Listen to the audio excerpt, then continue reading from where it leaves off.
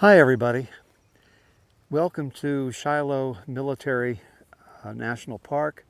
This is one of the reasons I wanted to come and stay at Pickwick Landing. Trouble this morning is that I could see some of these Civil War sites. I've never been a real big Civil War fan. I'm kind of sorry that I didn't pay more attention in my American history class as a high schooler, but the bottom line is this was a major battle in the western front of the Civil War and a major defeat for the Southern forces here in Tennessee. So I think that there is a auto tour here and there's also some walking. So I may be in the car a good deal because I want to see as much as I can today. And it's a beautiful day. It's about 80 degrees or so, 83, somewhere in that range. And there's a little bit of a breeze. So even if I end up walking, it ought to be a pretty good time. So welcome and come along with me and we'll do the tour of the Shiloh National Military Park.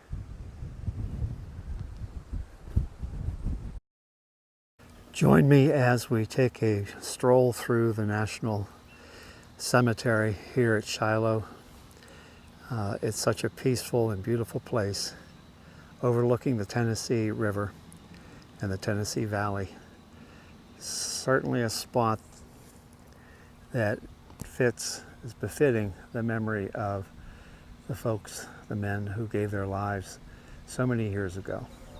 So I hope you enjoy it.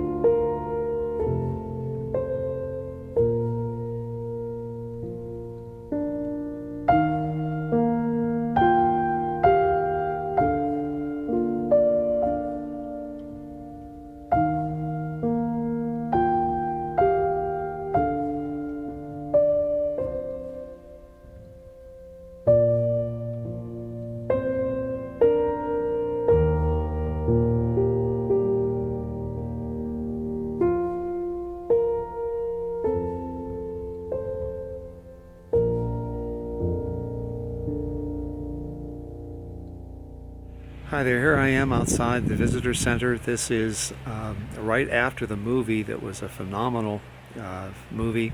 It really brings to life the battle in ways that you could never probably appreciate by just visiting the sites themselves. If you're ever in the vicinity of Shiloh, it is certainly worth your while to stop in, take a look at the film. It's about 45 minutes. One of the things that I've learned is that this was one of the most important battles in the Civil War.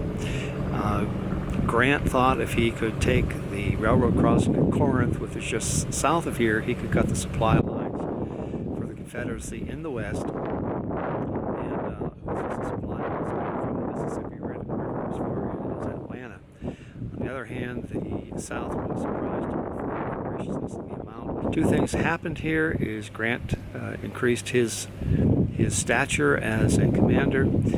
The South lost its highest ranking, and as a matter of fact, I think it was the Civil War's highest ranking officer who was killed in the battle, and it said that the South never smiled again.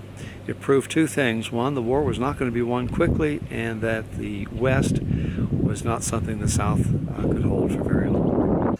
Something else to know for you Civil War fans is that there are apps that you can download for your smartphone that for each one of these, I shouldn't say for each one of these, for several of the major battlefields during the Civil War, there's an app that you can follow right on your smartphone with GPS.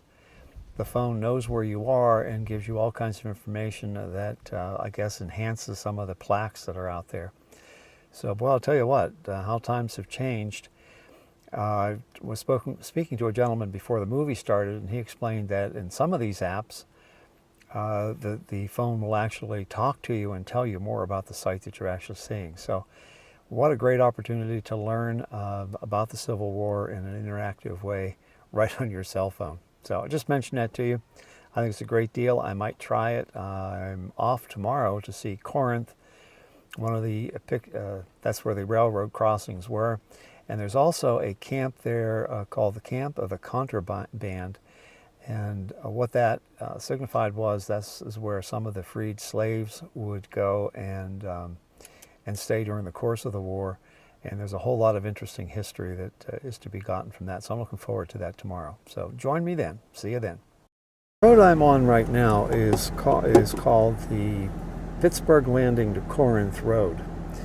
And although I'm referring to, and most people refer to this as the Battle of Shiloh, it actually took place in Pittsburgh, Tennessee.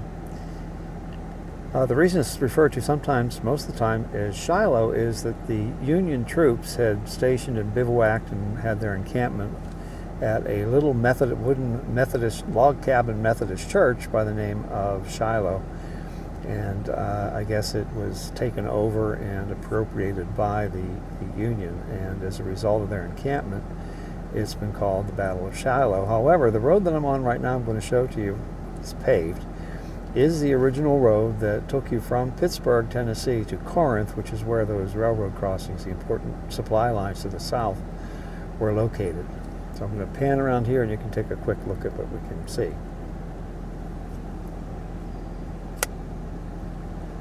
There you have the road in front of us. 200 years ago, this is a road that was real important to the economy of the South. 3 regiments of Indiana infantry were here at the battle, and we see a huge monument to Iowa.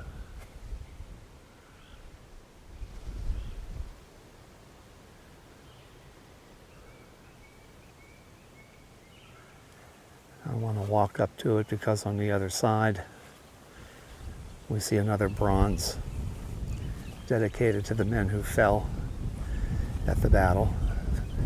This was the headquarters of Wallace, who was one of the commanding generals at the battle.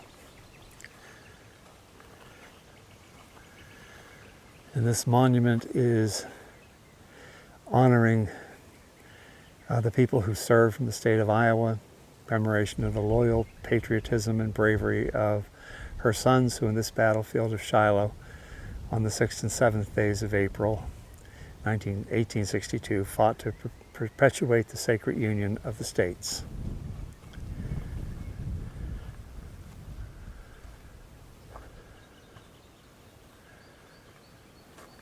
And there we have a bronze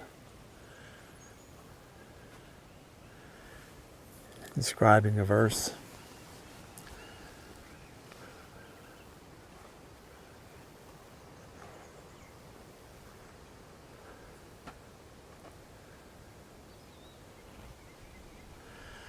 Who would think in this peaceful day like today that so much carnage and bloodshed took place?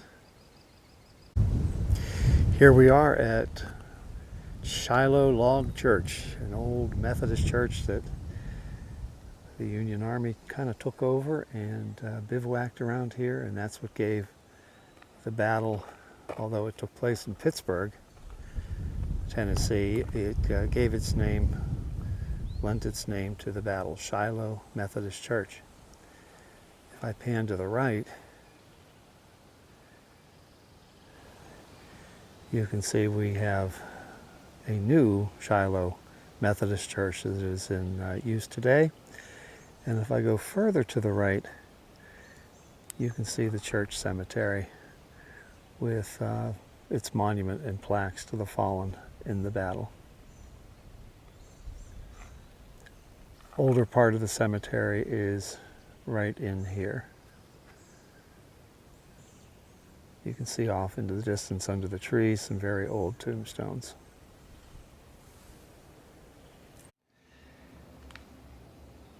Here I am inside the church.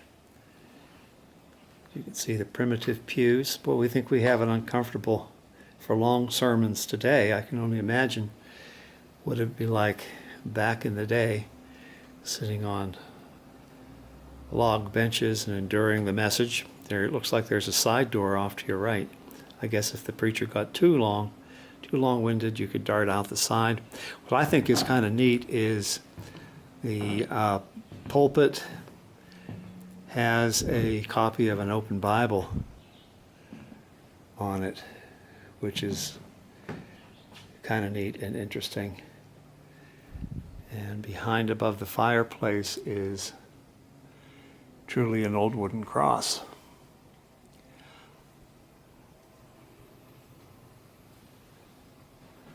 What a place of peace this is, and to have its name lent to one of the bloodiest battles of the Civil War is kind of ironic. But here you go, here she is.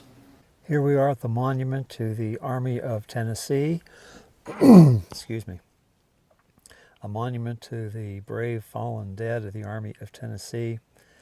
At the end of the first day of battle, it appeared the South had taken the day, and there was much cause for celebration, and they thought they had won a major victory, only to find that the second day, because they didn't press the battle, Grant had time to have General Buell come in with his reinforcements, and as a result they were able to turn the tide and retake the territory that had been lost to the Union on Sunday. As you can see down the row of picket fence, this was one of the battle lines.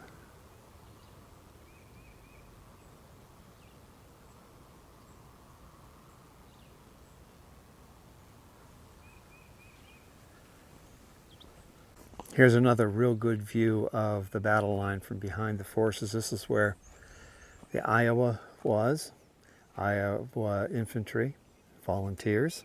Across the battlefield we saw just a moment ago where the Union soldiers had lined up.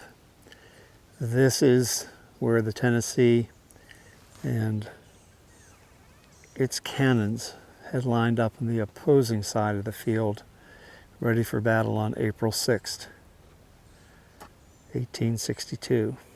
I misspoke. This is the Army of the Mississippi and its line, set up in defense of Corinth and the vital railroads.